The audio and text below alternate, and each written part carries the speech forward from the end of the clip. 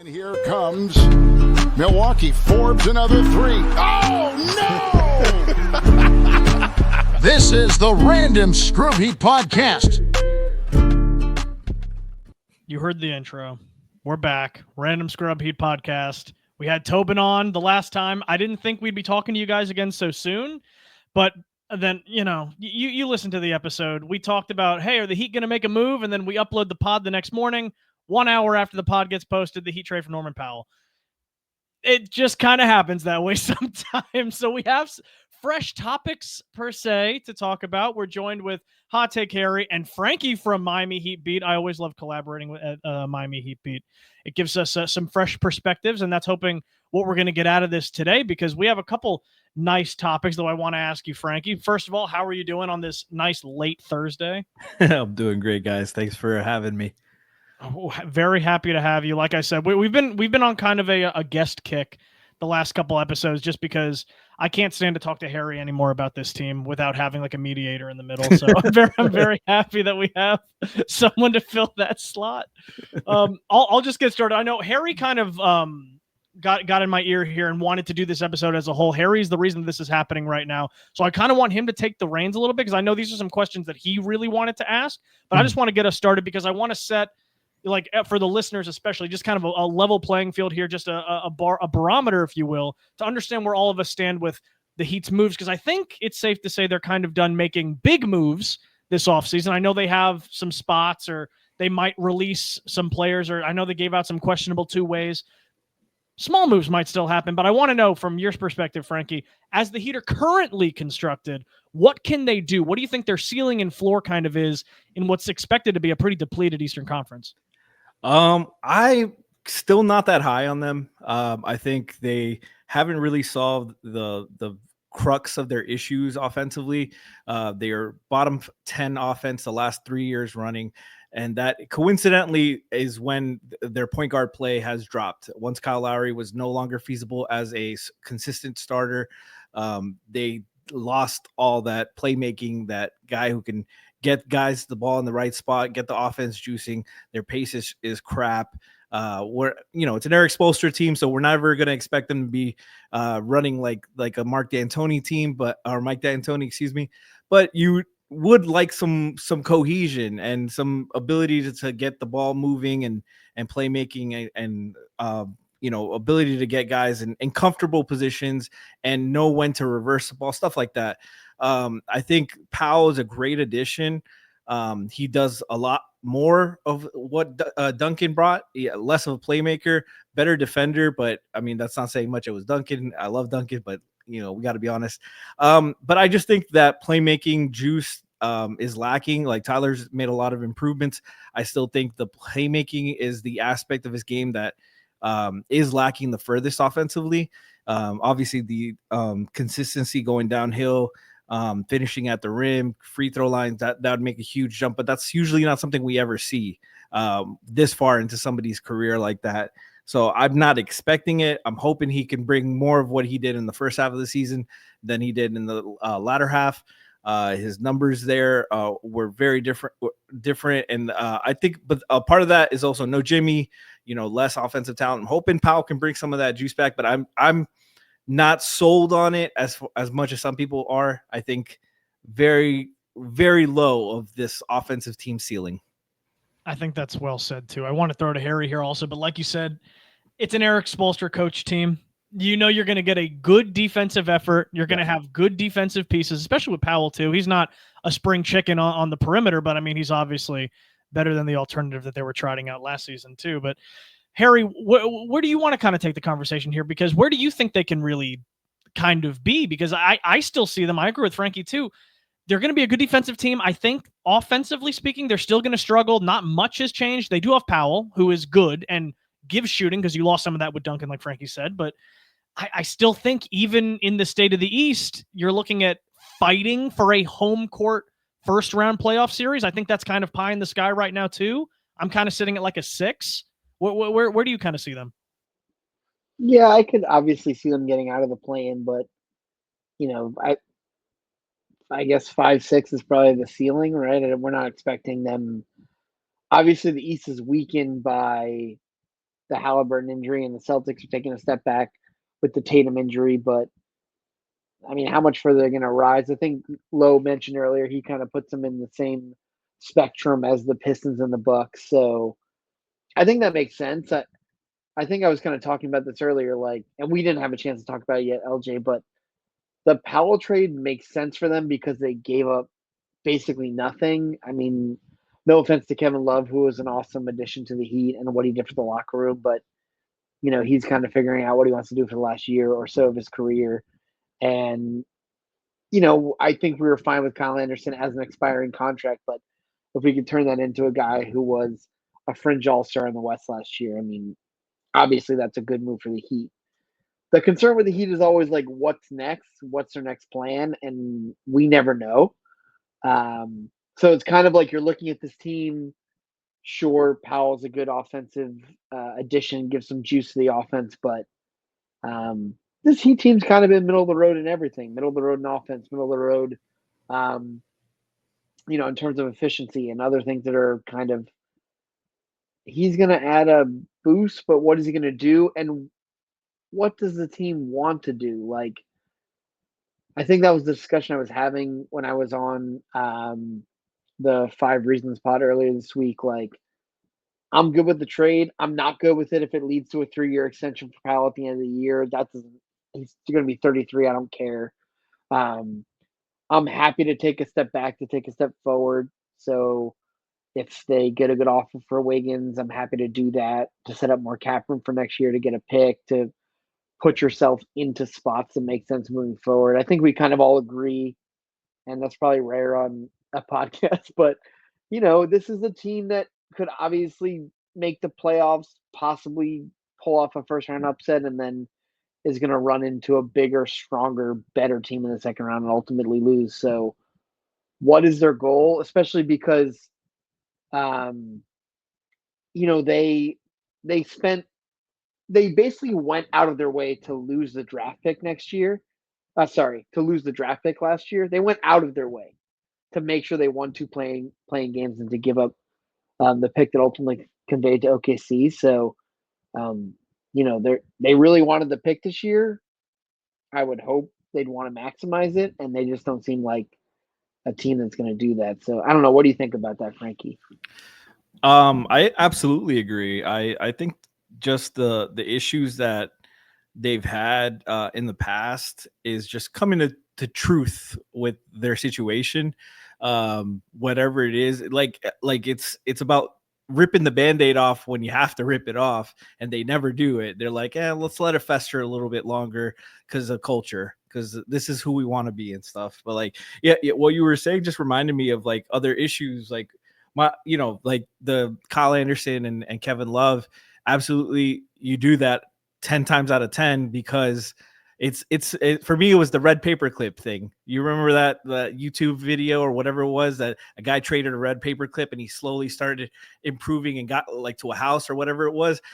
They traded nothing to get a little bit better. And if they can flip Powell and get something out of him, or even just get a valuable shooter and vet to help out the offense and help out the young guys develop, that's value. That's value right there. More value than Kyle and Kevin presumably we're going to bring onto the court.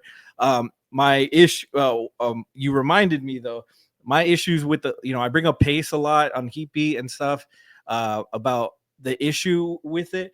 When Kevin Durant joined the Warriors and Klay Thompson said, I'm not sacrificing shit. It was because they play fast. Nobody had to sacrifice shots. Those shots came within the flow of the offense. They were going to defend, and their efficiency all went up. The same thing happened with the big three when sure, Bosch did sacrifice shots, but their shooting percentages went way up because they had LeBron and Wade as lead playmakers. The Heat have to find a way to add 6 more shots to Norman Powell's plugging in for Duncan Robinson, because that's how he averaged 22 points a game on volume. And they struggle to add that to Wiggins, to Bam, to Tyler. And who's the playmaker? Where's the connective tissue that's going to help them get all that extra in there? I think they suffer a lot from when they added Terry, the same thing happened. Too many cooks in the kitchen. too many offensive talent. I know Terry's not much of an offensive talent anymore, but that's where their lack of playmaking and Spo's difficulties with running a higher octane offense has really hurt the team, in my opinion. Yeah, Terry, not much of an offensive option, especially if you bet his overs, which you don't want to really be doing that. But that's neither here nor there. I think, like you said, Norm had a specific role with the Clippers last year. A lot of people say, like Harry, fringe all-star, probably should have been in a pretty loaded Western Conference. That's kind of redundant too, because the West is always pretty damn loaded. But he had James Harden creating shots and taking pressure off of him. He's still the same player. He's still a very good shooter. And he, like I said, he feels that need for Miami. But like you said, Frankie, too, where's the connective tissue there? How are they going to be able to get him some of these looks? They don't have a natural playmaker. I know they wanted Yakachonis eventually to be that, but it does look like he's going to be a year or two away from contributing in any meaningful sense. You have Davion Mitchell, who's a good pick and roll kind of player. I trust him to make that kind of role, but they don't have somebody that's just going to be a shot creator or find way open looks for people. That's not Tyler's game. You saw what happens when you make Tyler try to do too much. It doesn't work out very well. Let Tyler do what he does best in the regular season and then see what kind of that leads to, because I don't know what that's going to look like right now. We're on year, Jesus, the Heat have been a team for 30-something, 40 years. And obviously not that much, but you know what I mean? And they've only had a true point guard twice.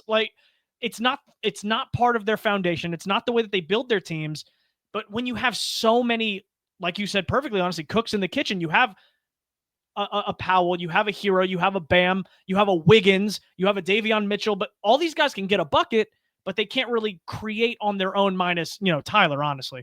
But I'm confused on the direction of how they want to lead the offense, because we all know that's not Spo's strong suit right now. Maybe it will be. I don't know how they're going to sell each individual player on that. Are they going to do the same thing of what they wanted to do last offseason with Tyler, when they said Jimmy was going to kind of handle and Tyler was going to be off ball? And then obviously the whole fiasco happened and Tyler kind of got a bag pulled over his head. I feel bad for him in that regard, because they had to just work on the fly, be like, all right, Tyler, on ball all the time. Do it now. Are they still going to do that? Or are they going to go back to maybe having Wiggins fill in like a Jimmy Light kind of role? Not really efficiency or points production standpoint, but that kind of thing that they practice so much. I'm not exactly sure, Harry. Where do you feel like the offense is kind of headed? I don't know. That's a damn good answer, because that's where I stand too. I think Spo's answer too. Yeah, I wish there was more clarity. I wish we were they made a great move. Let's see, how Powell fits in. But it's just we've watched this for so many years. We've brought in good offensive pieces, and it seems like it doesn't always work that well together. I think Tyler's the best when he's taking a lot of threes, and then he's kind of putting in a position to get to the hoop and put pressure on the defense. But that was kind of more of the beginning of last year, and then like you're saying, he was trying to find his role amid the Jimmy issues. And I don't know, what I've always wanted for this team is a pick and roll threat for Bam. I think that's the easiest way to get buckets, and they're still trying to find the guy who excels at it. Like you said, Mitchell's decent at it, but you're kind of looking around the league, always looking for the guy who can. I don't know if you guys watch, I watch a lot more of other teams than I watch the Heat, because it's not the most exciting basketball. And so I just look around the league and I'm like, there are big men who are not as good as Bam that are getting really easy looks at the basket, a lot of lobs, a lot of alley-oops, just things that are real close where he doesn't have to think about it. And they've kind of put Bam in a position where he has to do a lot more than I think is necessary for either what he should be doing or what he wants to be doing. Bam to me is a guy who probably wants to spend most of his time focused on the defensive end of the court, and then really being an efficient scorer on the other end. And it's just, they've asked a lot of him in his time here without giving him a ton of help. And so we have this gluttony of guards and forwards who, I think, Frankie, you were kind of highlighting on it, don't always fit that well together. Like, it's kind of like the puzzle's fun, but not if you don't know if you have all the pieces. Like, it's great Mhm. if you can finish the puzzle. Like, puzzles are awesome if you know you're going to complete them. But I don't know if you really want to start on them if you don't know if you're going to be able to finish. And I kind of think that's where the Heat find themselves. And I guess my biggest worry about this team, more from a macro perspective, is they finally make the nice move to bring in a guy without giving up much, which is what I've been clamoring for them to do for years. We all wanted them to, like, help Jimmy, help Bam, bring in a guy that will help this offense without giving up much. And they just kind of sat back, and whether they convinced themselves they could make the Denver finals run again, or, could just always win the East. Because I don't think the East is strong, whether it's coaching wise or team wise. So I think that's kind of what they were banking on. But watching everyone else I find that the Heat are watching other teams find their identity, and they're like, we'll get there eventually without doing anything to get closer to that goal. And, you watched a very interesting Pacers team last year kind of figure out their niche, and very, very good coach, obviously. All world point guard, great forward who can get to the basket at will, in Pascal. Even had Miles Turner kind of doing what they needed for him to do, even though he's obviously now on the Bucks. But I just think, like, they kind of put it all together, and unfortunately just, we're half away from winning it all. But my fear is the Heat are going to pretend they're kind of Pacers light without having all the pieces to do that. And they're just kind of going to sit here with um, the Heat are. This is my big fear, macro perspective. The Heat are not going to be good enough to make real noise in the postseason. They're not going to want to make the necessary changes to get a better draft pick, and they're not going to have the draft pick next offseason to make the big move that likely could be available. So they're going to put themselves in this terrible triangle, I guess a triangle of sadness, we'll call it, and not have anything that's really going to work for what we want as fans moving forward, to see a real direction to put this team back on the map. I want to say then, I guess that's a good a time as any, honestly, to segue to what I want to ask Frankie here, because it kind of fits in pretty well. Is Frankie, I want to ask you, do you see a situation where the Heat could kind of be middling around the trade deadline and decide to maybe sell high on some of these players? They don't traditionally do that, or maybe if they have a little bit of a winning record, maybe if it's a losing record, I guess it's an easier conversation to have. But let's say they're like 5 games above 500 come the trade deadline.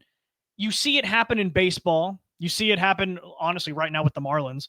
You see it happen in hockey. You don't really see it in basketball all that much. Do you think the Heat would be willing to listen to offers if Norman Powell's having a great season? Because I know Harry's big bugaboo is re-signing Norman Powell in his mid-30s. Where do you see them kind of going at the trade deadline if they're like mediocre? I will believe they've learned from their mistakes when I see it.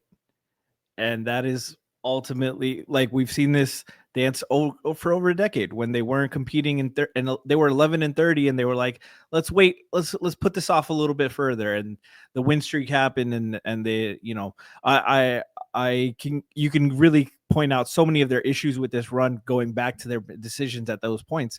And me and Harry have discussed and agreed on a lot of those things, but I don't, to get to your point, I don't think so. I will believe it when I see it.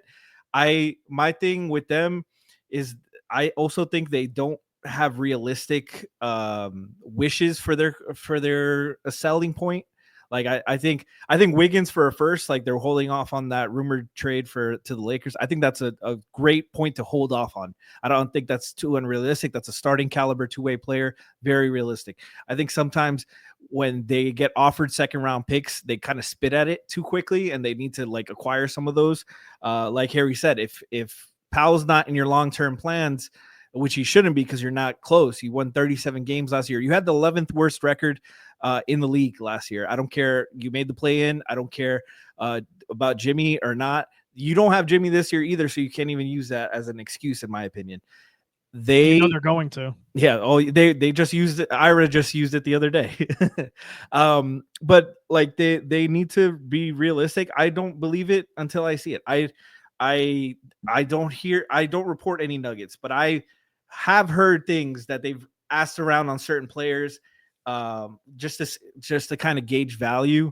And I believe that they make some of their decisions based off, you know what, I would rather keep this player than get 2 second round picks for him. Like that's worth more to us.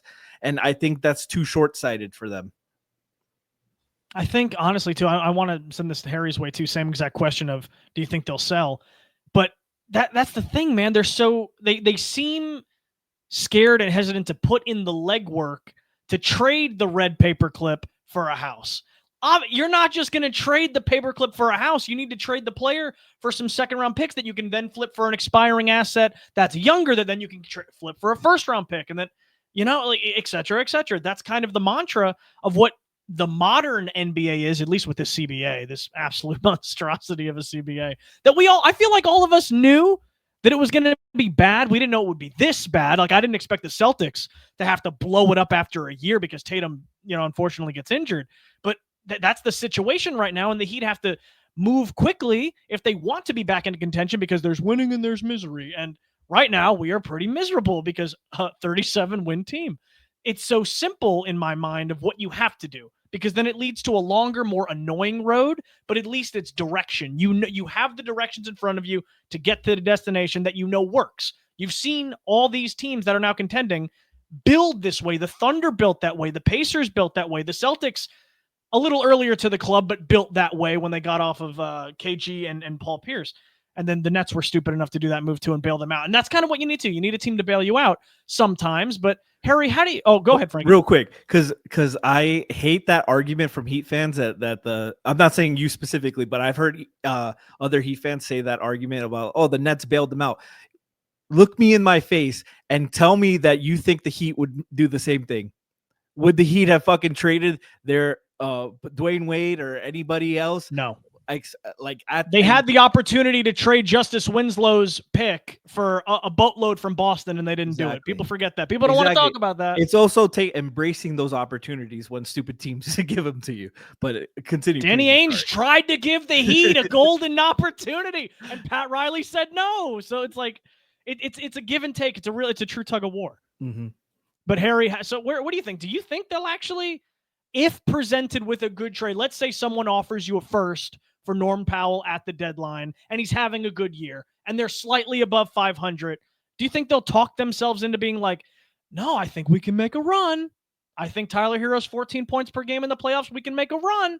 Do you think they would actually take a chance on that and trade him for a first? Yeah, I think kind of on the, the same way Franky was saying, like, I think they kind of have to prove it to us first. As you're saying it, I'm like, they're not going to do that.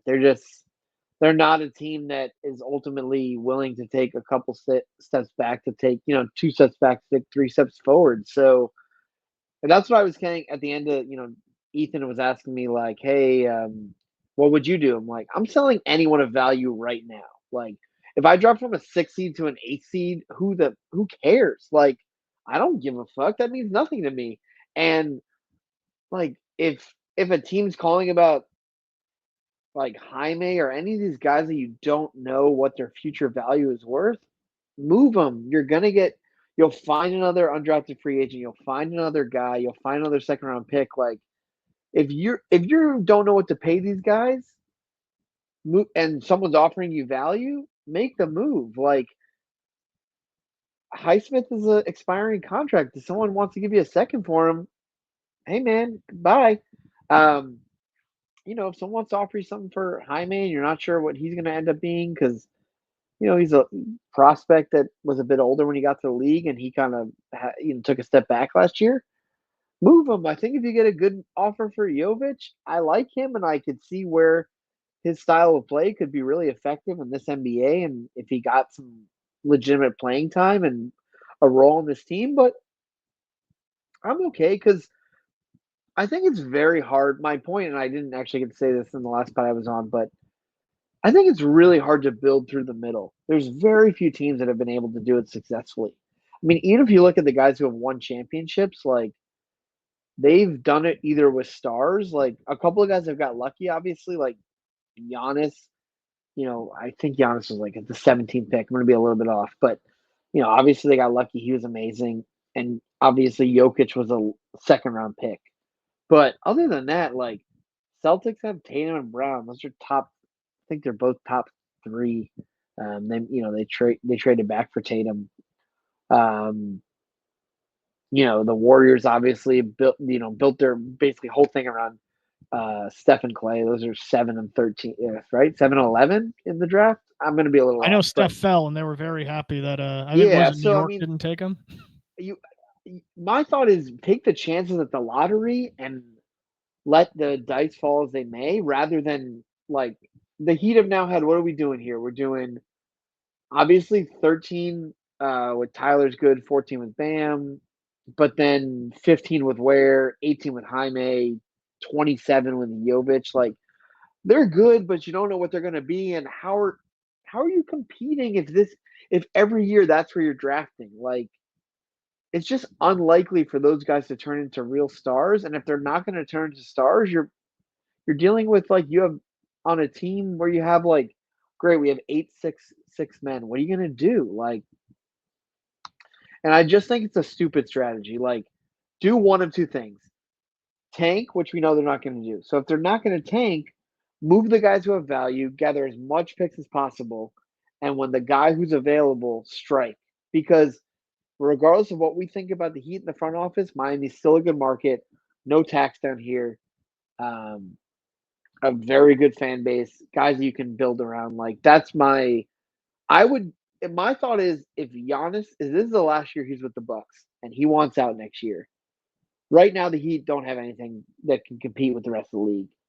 But if they traded a guy for a first round pick and brought back in that 2027 pick and essentially be sitting with 4 first round picks next offseason, they could move Tyler's expiring contract. They could move any of these young guys. Like that's a move that makes sense ultimately for a guy who could basically say, "This is where I want to play after Milwaukee." And real quick on that, Harry, my issue with them also, they don't approach those situations with the urgency necessary, in my opinion. A lot of times they wait too long to get off of those contracts and off of these guys until the last second, and then they lose all the leverage they have, and then their other teams are like, all right, you need this real bad. Let me get it first. Let me get this. What else can I get? And they don't have the ammunition to do all of it. And that's a big issue. They aren't prepared to sell when they should. And sometimes selling early means that there's no way to cash what you're getting back right away. Sometimes you got to hold on to that. And they have not acted in that regard in a long time.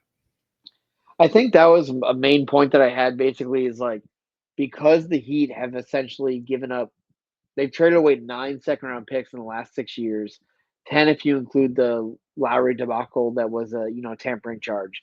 They've gotten 2 back.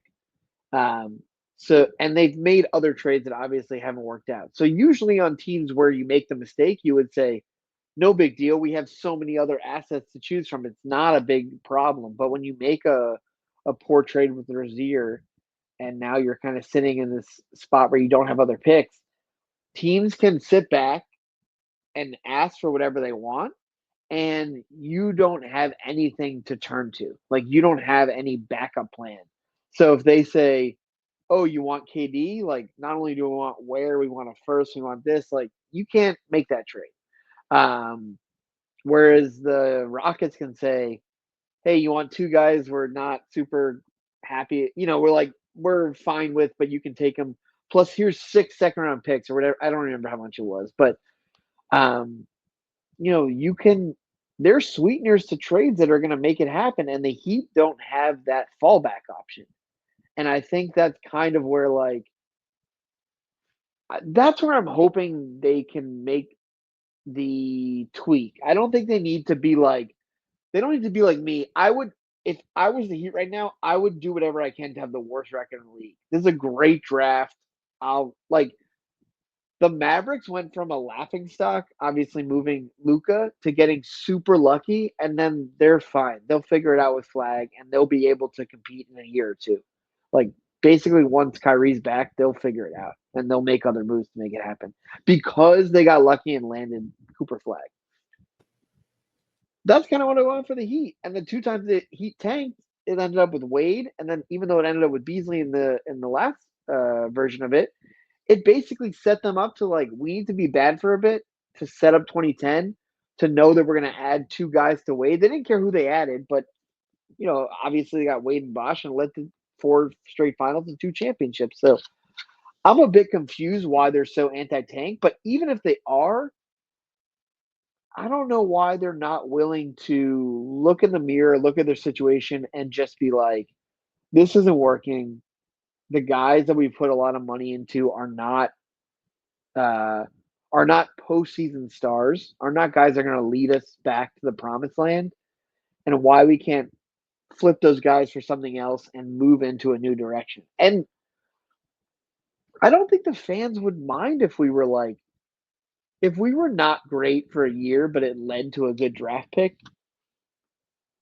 I don't think anyone would actually care. And I think that's either where they're missing us or they're so gung-ho on making the postseason and making a little bit extra money.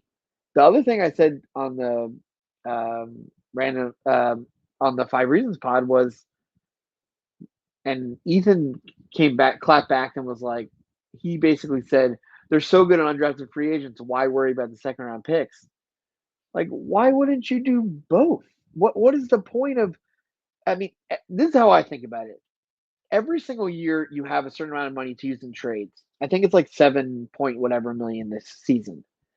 If that's available to you to use in any way you feel, why wouldn't you use that? What other company, what other business is like, we have this money to spend without any tax implications, without any of this stuff, and we're just not going to do it because we don't want to? Like, it's like not taking advantage of the surplus, and it's in a category that you're so good at. It's like, if you're Adam Simon's amazing, give him the opportunity to find a gem. He did it with Josh Richardson.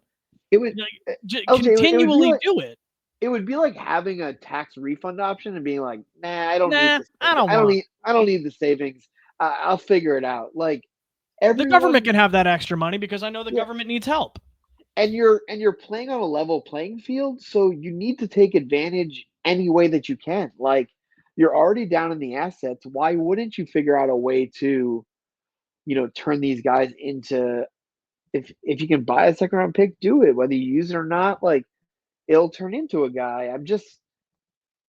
I think they're just like, I think ultimately the Heat have been a good organization that has gotten incredibly lucky at the times that they needed to, and they kind of rode that into a very successful run in championships. Like, obviously making 7 finals and winning 3 titles is an amazing run for any sport, any team. And they kind of rest on their laurels way too much because, like, what is the plan? Are they really gonna? And Franky, I'd like you to chime in here. Like, are they really gonna pay Tyler in 2 years like the most money and say this is the guy we want to, basically say this is the guy we're gonna win with? Because I don't see them wanting to do that, but I'm not seeing them move, like, pivot from that point to see where else they're gonna go. Yeah, I think what you said about them refusing to tank, refusing to build that way. Like, we all acknowledge that. I don't even like discussing the possibility of it on Heat Beat, honestly, because they're not going to do that. So, like, it's like a wasted argument, in my opinion. But those teams that have successfully built from the middle have hit on picks. And it's the Giannis, the Jokic, and stuff like that. So that adds to your point. Take the swings, get the second round picks, buy them if you can, and let Simon hit on them. Like, the thing about the Heat is they've hit on they, like, for their spot, they've hit the best guy possible most of the time. And we, a couple of times they might get the second best guy in that position or whatever. The Precious draft was obviously the big miss that really hit them. And Jaime, whatever was after Jaime wasn't that special anyways. But they need to take those swings. They need to get one of the most talented guys in the draft. And they're trying to do so with the 15th pick, the 16th pick, the 18th pick. They need more swings at it and more years to get that luck. But I think they just need to swallow some of their pride. Like, they've had a lot of success. Like you said, the 3 finals, 3 championships, 7 finals appearances. That's great. They, in that span, they have not won the most championships. I don't think they've won the second most championships. They act like they're so above doing it any other way, and they're not the most successful team in that span. It's blindsiding. Every other team has tanked. Every other team has taken a step back when they need to, and the Heat only do it when it's forced upon them with injuries. When Zoe and with the 07 team, 07-08 that got really old and they had to sell. But I think they need to adjust some of their philosophy. Like you said, if they know they're not going to pay Tyler what he wants, move him now. Look at what the price that you're getting. Get what you can. This is a seller's market.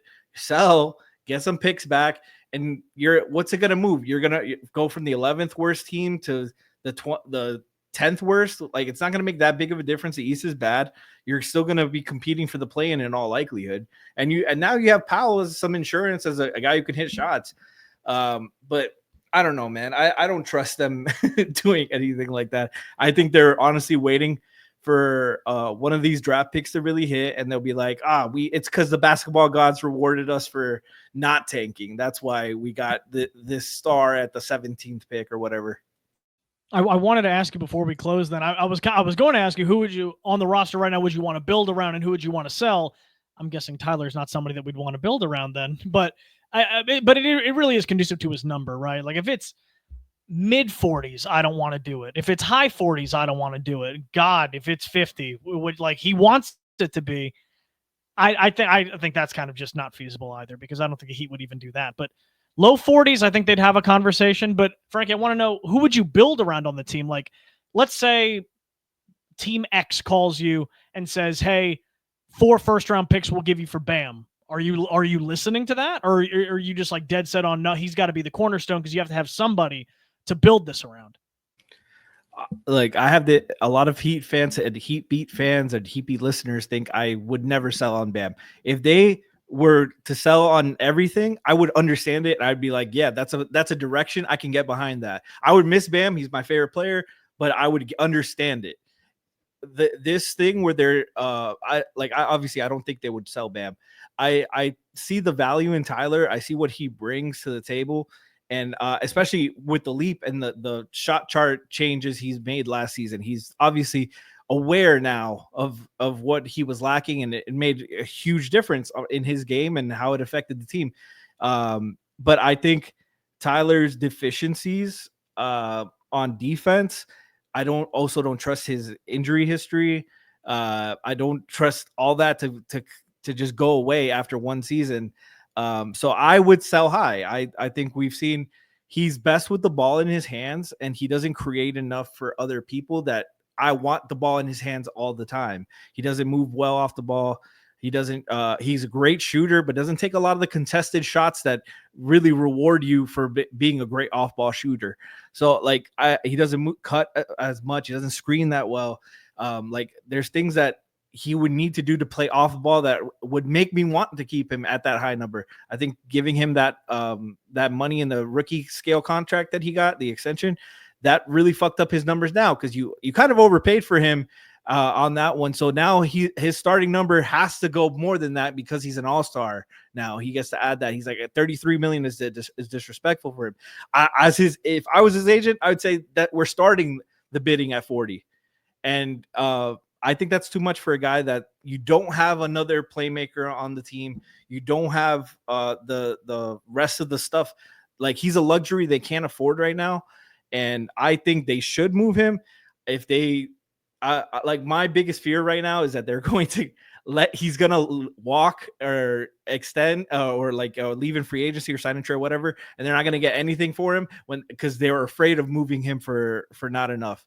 But yeah, he's a guy like I would move this whole roster if they wanted to, if they were serious about it. Now, with the knowledge that they're not going to move Bam ever, unless he asks out, I would keep Bam. I would try to get Tyler to a reasonable number, like you said, 40. I can digest that. I'm not great about it, but like if he repeats this last season, I'll be like, okay, I can do 40. I can do 40. I don't hate it. Like I dislike it. I don't hate it. But like I like Ware has won me over a lot. He still has a lot of growing up to do, but he's a guy on a rookie scale contract with a lot of potential. You got to invest in that and see what it comes out to. I like Nico. I think there's some of Spo's reluctancy to like let him be him a little bit more has hurt Nico's development. I would want to like feature that this season. But everybody else, Davion's a nice piece, like good 26 years old, I think. Decent contract, good playmaker, defender. Hopefully he keeps up the shooting, excuse me. But everybody else, like they're, veterans, like Harry said, Norman Powell, get out of here if you can't, whatever you can get. Wiggins, get out of here when you get Highsmith, all those guys. I like those guys. They're good players. But they're fifth man on the roster. They're fourth start best player on the championship team. You have too many of those guys, and those are guys that are valuable to contending teams, like real contending teams.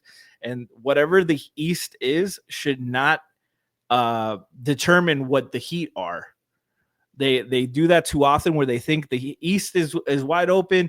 We can take a shot, and they realize, hey, this is like somebody random like Alex Musabai saying, hey, Sydney Sweeney's single now. I can go after her.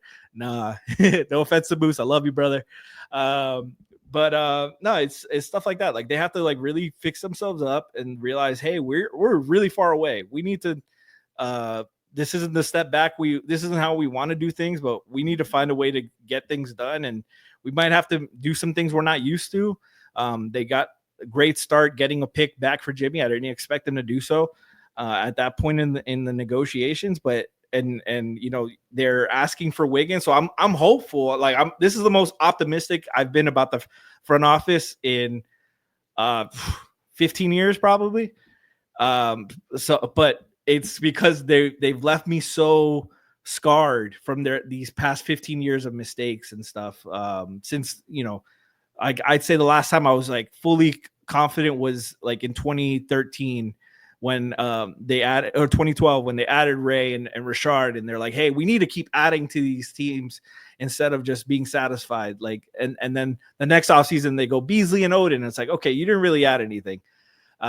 Like stuff like they need to keep like if they go, the plan is keep adding a piece. You added Davion this past year, you added Ware this past year. Those guys could potentially be on a championship core in the future. You just need to keep adding every year, one or two pieces.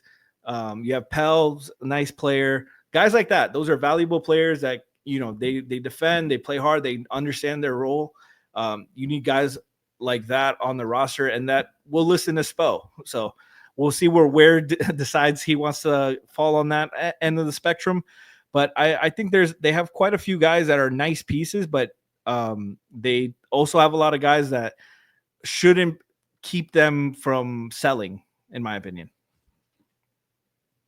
Harry, you want to close this out? You had one more thing you wanted to add? Yeah, I was saying, Frankie, I obviously appreciate you coming on because I feel like when I read your tweets, we kind of, sometimes we mind meld. We're thinking the same way. So I agreed with everything you said, except I am not giving Tyler Hero a dime. I'm completely done. And here's why. This is my concern. Yeah. Real quick. I'm not saying I would. I'm saying if they did it, I can understand it. It's easier to swallow. But please go ahead.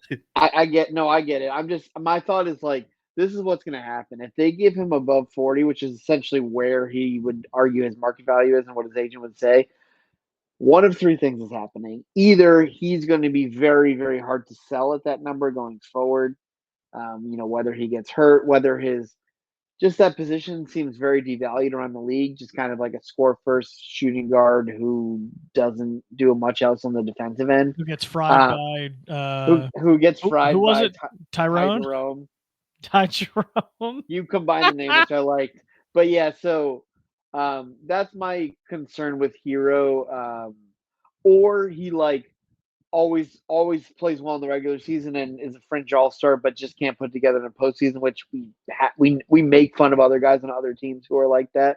And my big fear is just I don't think you can win with him as the highest paid player in your team. And if he's good enough where they're we're fine with what we paid him, but it hinders who you can bring in around him, I just think it kind of it makes a very off-balance roster kind of thing. So ultimately, I think losing him for nothing would be the worst case scenario, but I'm also maybe it would lead I don't know. I think I'm kind of with you, right? We'd probably get a second round pick and Simone Fontecchio back. Yeah, I mean, we grew up with this team. This was this is the best team we have in South Florida by far. Kind of giving us a lot of great memories and championships and everything. But they need to shape up. They need to figure this out, and whatever it takes. Like you said, I love Bam. He's one of my favorite guys. But if you got 4 or 5 first round picks for him and you wanted to start completely over, I could understand that. It's obviously not what they're going to do, but I just think I would love for this team for the rest of the offseason to kind of figure some stuff out. If the Wiggins trade ultimately works with the Lakers and they get a first out of it, awesome. I get why he's a good player, but I'm also fine with bettering the team and not having his contract on the books next year. So I just think we have a lot of these pods a lot. We try not to repeat ourselves, and we like to get differing opinions, but we obviously want to. We're always at this crossroad with this team, and we want to move beyond it and see okay, I see where they're going. I don't necessarily have to always agree with it, but I know where they're going. I get the game plan, and we can get behind it, and I want to go to games again and just be excited about the team. I don't care. I don't really care about wins or losses anymore. It's not even about the future of the team. The team sucks and they're horrible to watch. They are absolutely boring to watch. So fucking 3-point quarters or whatever it was, single-digit quarters. It's an embarrassment to basketball. James Naismith is rolling in his grave, watching the Miami Heat play basketball in some fourth quarters. It's so bad. You could at least in the lean years with Dwayne, you had Dwayne doing some miracle shit. Tyler's great, Bam's great. But they don't have that. They're not that level of stars that can carry the team and can carry our fucking attention like that. It's so frustrating that they're hey, we're gonna be bad, boring, uninteresting, and hard to watch. It was honestly the first thing that comes to mind for me. Before we close, I just wanted to give you all a good visual. I took a bite out of my television remote when I saw the opening of that fourth quarter against Oklahoma City. If anyone out there remembers the run that they went on, what was 20-something to nothing, they fucking got smacked after leading and having a firm grip on that game for the first 3 quarters total. Yeah. At that point, I clocked out for the year. But thank you guys so much for joining us. We appreciate you for tuning in for honestly a pretty nice bonus episode, because I wasn't expecting to record another episodes for you bunch of losers this close to the last time we potted with Tobin. I wasn't expecting to do this, but hey, Harry got me out of retirement real quick. But thank you, Franky, for coming on. You can listen to Franky on Miami Heat Beat. Obviously, you can hear Harry on the Random Scrub Heat podcast. You can hear me screaming to the void on Twitter. Doesn't really matter. But thank you guys so much for listening. Take care. Be good people. We'll talk to you next time. Need a stop and a rebound. Fournier for 3. Oh, my. That was the Random Scrub Heat podcast.